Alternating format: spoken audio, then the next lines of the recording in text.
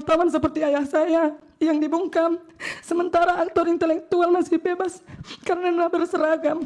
Perkenalkan, saya Eva Meliani Bru Pasaribu, anak dari almarhum Riko Sempurna Pasaribu, yang merupakan korban pembunuhan berencana dalam pembakaran terhadap seluruh keluarga saya. Tidak hanya ayah, ibu, adik, dan anak saya juga ikut tewas dalam kejadian tersebut.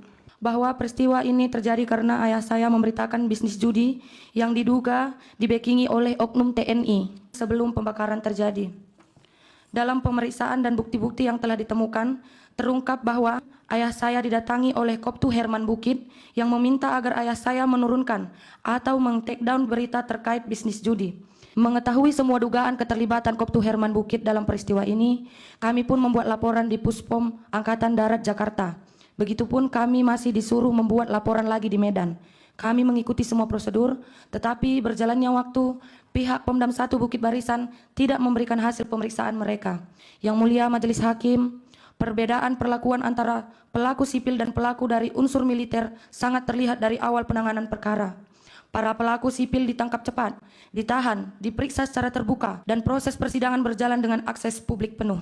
Sebaliknya, proses terhadap Koptu Herman Bukit tersebut berlangsung tertutup, minim informasi, dan tidak melibatkan mekanisme pengawasan yang memungkinkan keluarga korban atau masyarakat sipil melakukan pemantauan. Keadaan ini menimbulkan kekhawatiran mendalam sekaligus luka hukum bagi saya sebagai korban, karena menunjukkan bahwa ketika seorang pelaku berasal dari institusi militer, proses hukum seolah berada di luar jangkauan kontrol publik. Berbeda dengan jika pelakunya seorang warga sipil, bagi saya merupakan bukti nyata terjadi ketimpangan perlakuan hukum.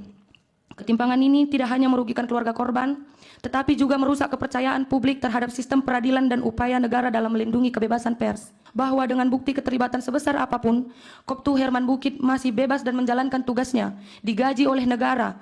Saya memohon kepada Yang Mulia agar keadilan tidak padam seperti api yang telah merenggut nyawa keluarga saya.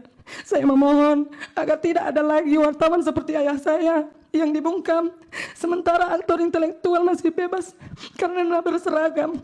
Saya berharap ke depannya setiap kasus yang terlibat atau diduga melibatkan oknum TNI tidak lagi dibedakan dengan orang sipil, sehingga korban seperti saya dapat benar-benar merasakan keadilan.